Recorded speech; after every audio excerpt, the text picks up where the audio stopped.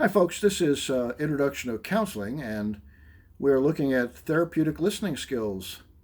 And this is part two. So, reflection of feeling, reflection of emotion, means that you are going to have to identify what their emotion is, right? So, let's consider there are four basic ones: happiness, sadness, anger, and anxiety. And you're going to match the emotion with your vocabulary, and you're going to match the intensity that they give it to you with either the right word or adding an adjective like very. Okay? Or is that an adverb? The client could say, "It was very awful. I was scared like I've never been scared." If you match that feeling and in the right intensity, the reflection or restatement could be, "You were terribly frightened," or "That was terribly frightening." Okay? Okay. Um, Now, normally what we do is we combine both content and emotion because linking them together is maybe very useful for a client. Some clients don't know what they're feeling. Sometimes they're confused, or they may have more than one feeling going on. They may not be aware of having so many feelings. There's all sorts of reasons why it's good to do this, in addition to just showing and that you understand what they're saying. So, uh, an example would be, "I went home yesterday and found out my aunt had passed away, and I cried because even though she was mean to me, she was family. A combination of a reflection of content and feeling could be, "You're mostly sad about your aunt dying." You know?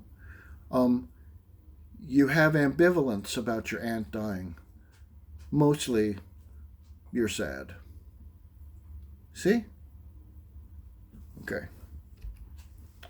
Now, when we talk about questions, I want you to know that there are many levels of questions and many ways to organize a way to question people in a therapy setting. And I want to give you a simple way to do this. But please understand that many people have written about this and offer different perspectives on what questions are for and how to use them. Okay? I will tell you, questions can invite information for you to use, but most importantly, questions ought to be posed so that the client can make use of thinking about their answer to a question. Okay? So we have ones that are questions that are sometimes called closed-ended questions that require only a yes or a no. Is your name Rich? Yes. Is your name Susan? No. And sometimes that's useful. Sometimes. But typically, overall, you don't want to use very many of those. If you need to know something in the middle of a discussion, you might be saying so. John is your uncle. To clarify something, that would be a quick way to get the clarification, yes or no, and they tell you who he is if not. But generally speaking, you want to use open-ended questions, and those are things that invite exploration and expansion in their answer. It invites them to think through things, to sequence things, to move a little deeper. See? Okay, so the questions we're going to focus on are what and how questions. What and how. Less so where, who, or when. Those are considered by many to be open-ended questions, but they're really not. They just get you very short answers. Okay? All right. So what are some of the functions of questions? Well, one is to begin a session. Like, what should we discuss first today? Another could be to explore. How do you see this problem from your point of view? Another could be to understand something more fully. How is this problem similar to others that you've faced? Getting more information. When did this anxiety first begin? Focusing on outcomes. What do you hope will come of our work together? How do you know when therapy will be done? How will you know when your goals have been reached? Externalizing, which means moving it out, having the person feel as if it's outside of themselves? How does the accident steal attention from your marriage? How does the alcohol rob you of your connection to your friends? Noticing and building on strengths that the client has. What changes have you noticed as a result of the new choices you've made? Okay. And then focusing on relationships. What changes in your relationship are you beginning to notice? As you use these new skills, what changes have you noticed?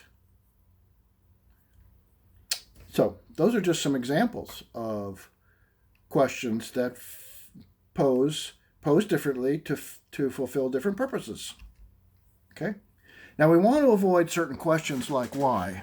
We want to avoid the why question.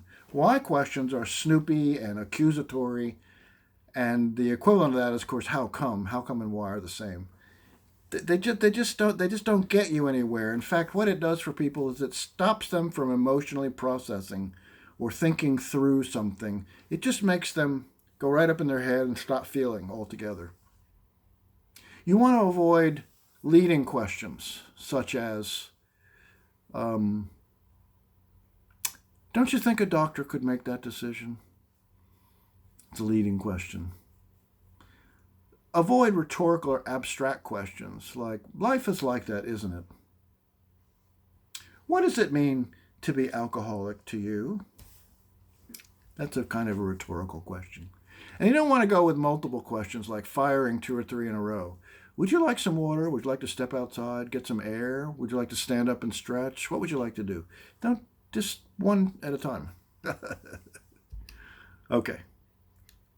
And then we have what are called reassuring and validating a client's perceptions, which support and bolster what the client is experiencing and perceiving. So, for example, saying that would be a hard time for anyone to experience.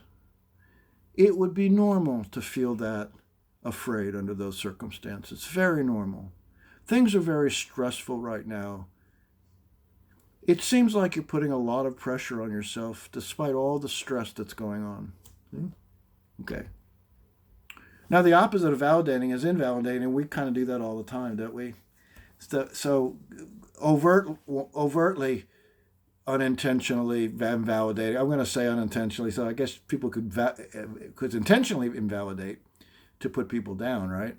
But an overt, unintentional way might be to say you shouldn't feel that way. Oh, don't feel that way. Whew, that's pretty overt. A more subtle, inadvertent way could be, you really should pick up a hobby. That might help. That would take your mind off things.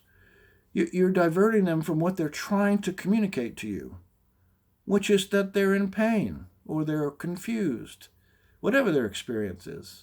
Don't divert them from it.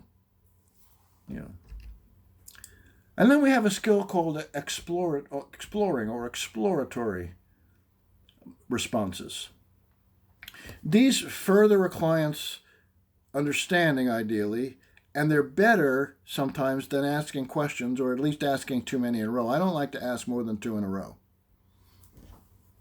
because it feels like truly an interrogation with 3 or 4. Now, you might, and certainly would likely, be asking more questions in the first or second session, but that should give way to fewer. And they should be more directed towards what and how processing kinds of questions.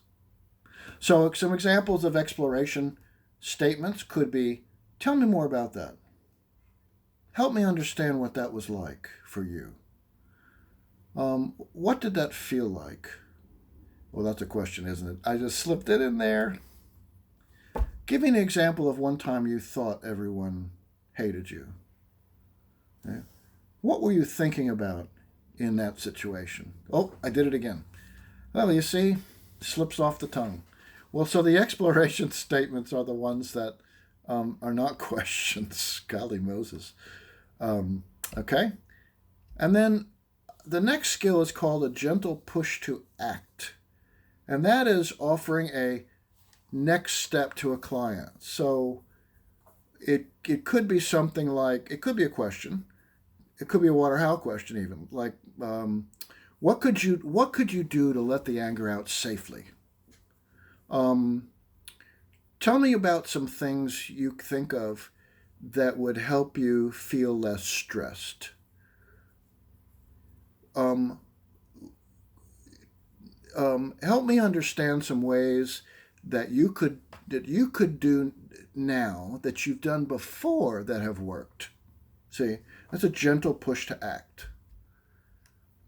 And then the next one is called summarizing. Summarizing is revisiting the main points of something in the session, it's the session, and in the last minute or two, because it doesn't take more time than that, going back over what was said, the structure of it. So that what you're doing is you're giving that client a way to think more and better, more accurately about what they talked about in that session through the week until they see you again. It gives them a chance to see a process that they went through of thinking and feeling as they considered something.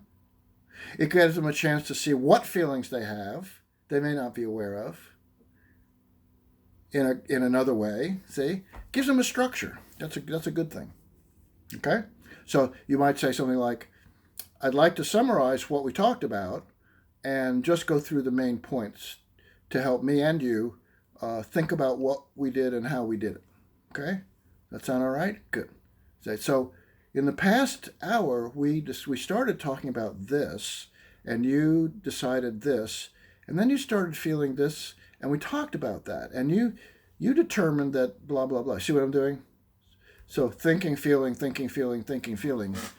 Not necessarily one and then the other, but just topics, thoughts, and feelings, and through the progression. Okay. Now, I think that what you may know is that this takes practice, doesn't it? This is not a sudden, easy to learn set of skills. These skills are ones that you will spend a lot of time on when you get to a graduate level class in counseling or social work. Likely not before, unless you have a class like classes like the ones I teach, which intentionally cover some of these skills. In the counseling course, many more than in the human relationships course, because I believe that we can know these and learn them and do them well before graduate school that requires it. And by the way, if you do this, you'll be way ahead of the class. Talk to you next time. Bye.